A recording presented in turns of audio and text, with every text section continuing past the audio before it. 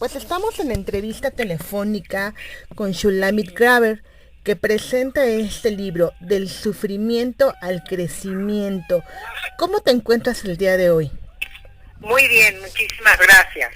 Contenta de sacar este nuevo libro. Antes que nada, cuéntanos un poco cómo decides ser psicóloga. Uy, es una historia muy larga. Yo tengo ya muchos 38 años como terapeuta. Primero fui psicóloga clínica y luego hice una maestría en terapia de pareja y familia sistémica.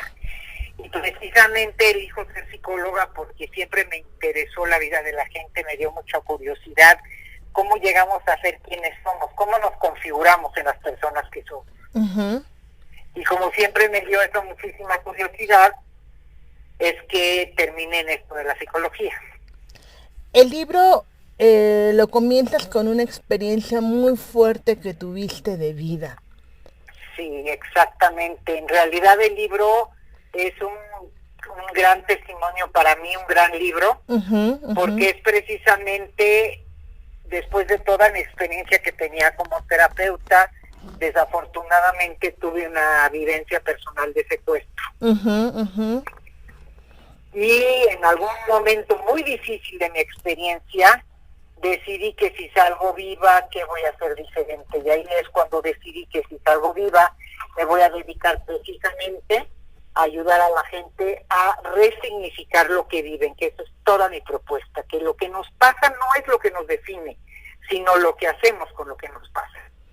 Exactamente. ¿Cómo definirías para que nuestros lectores entiendan que este libro va orientado cuando vives experiencias límites?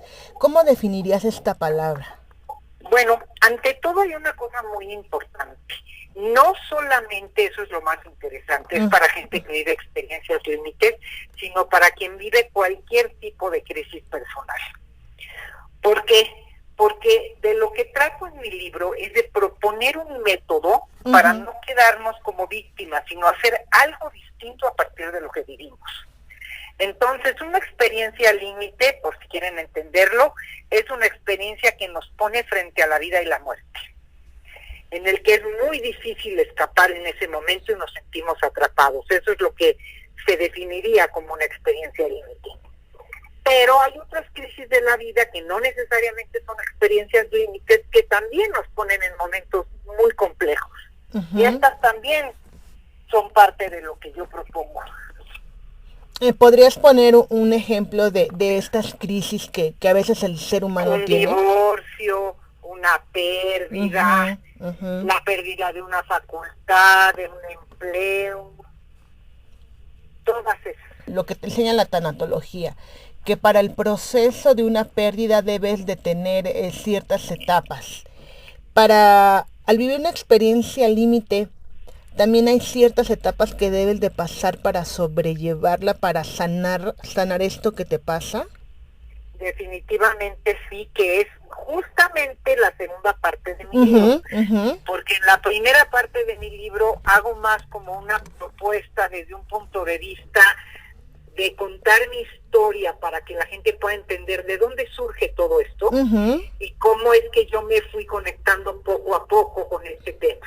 Segunda parte se trata precisamente de un método que yo propongo que le llamo del caos al orden, porque así como la tanatología habla de etapas en las pérdidas, así yo hablo de etapas en la resignificación de una experiencia, porque finalmente lo que nos va a sanar es lo que nos digamos a nosotros mismos de lo que vivimos. En la primera parte del libro mencionas: nada rompe más a un ser humano que la falta de sentido a lo que hace. Exactamente. Compártenos un poco qué piensas de esta reflexión. Sí, es una reflexión muy interesante. Yo creo que el ser humano se guía por sentido. ¿Qué quiere decir? No hacemos cambios si no nos hacen sentido. Te pongo un ejemplo muy sencillo.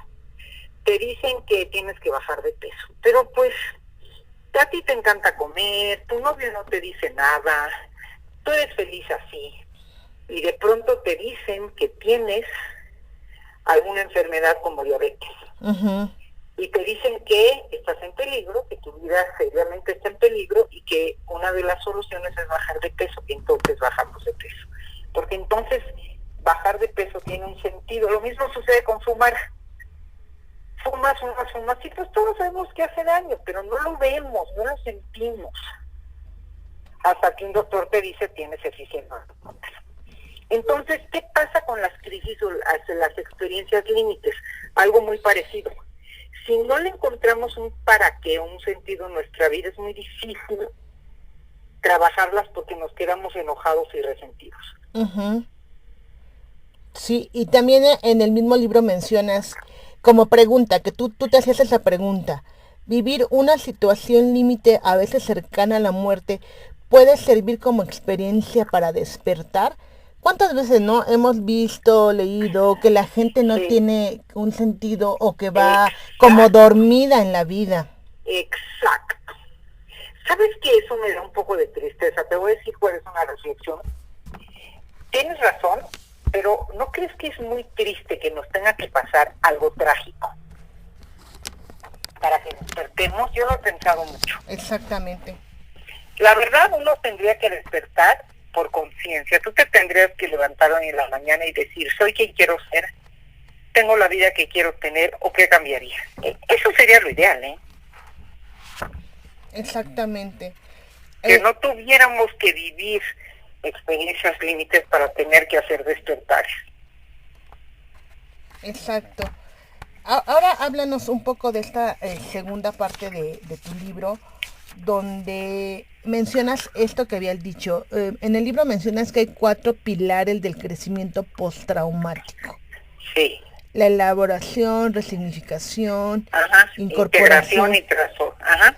Sí. Incorporación y transformación. Bueno, este es un trabajo que yo realizo los últimos 12 años a partir de mi experiencia, volverme especialista en experiencias traumáticas. ¿En qué hacemos con ellas? Uh-huh. Y entonces, de todo lo que yo fui trabajando con pacientes y dándome cuenta, este es como un método que yo propongo para elaborar lo que vivimos. Y entonces el libro está dirigido para cualquier persona que se sienta atorada en cualquier experiencia y quiera un aliciente, una forma de salir. Tú como psicóloga, como terapeuta, ¿cómo ha sido esta retroalimentación a partir de tu experiencia en las terapias con las personas? Obviamente pues cambia tu total perspectiva de la vida, de las cosas. Sí, total.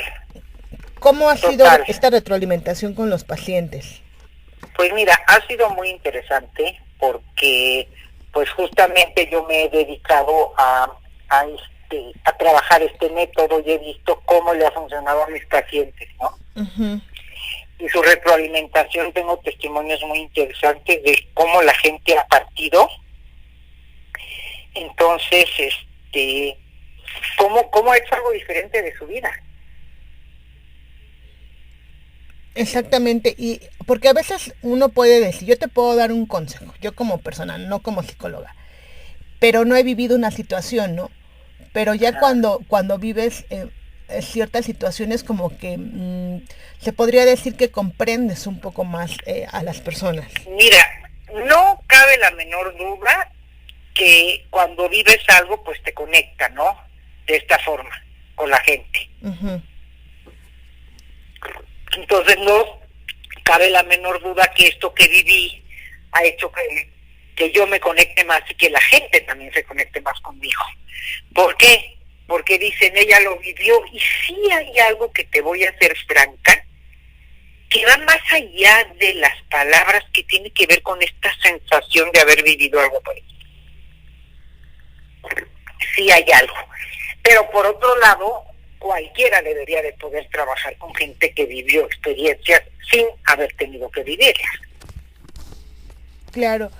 Este libro, Sulamit, ya lo podemos encontrar en todas las librerías. Este libro lo podemos encontrar en todas las librerías, Sótano, Gandhi, Sanborns, y lo tenemos en la plataforma que Me Gusta Leer México, que es la del editorial, lo tenemos en Amazon, en línea, de todas formas lo puedes bajar. ¿Te gustaría agregar algo más para nuestros lectores?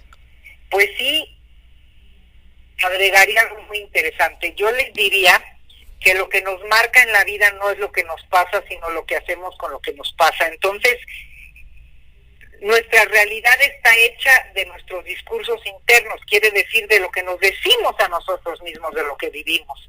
Entonces es muy importante que cuando vivan algo difícil, lo resignifiquen, quiere decir, le den un significado distinto, no se queden en la tragedia, hagan algo distinto con eso.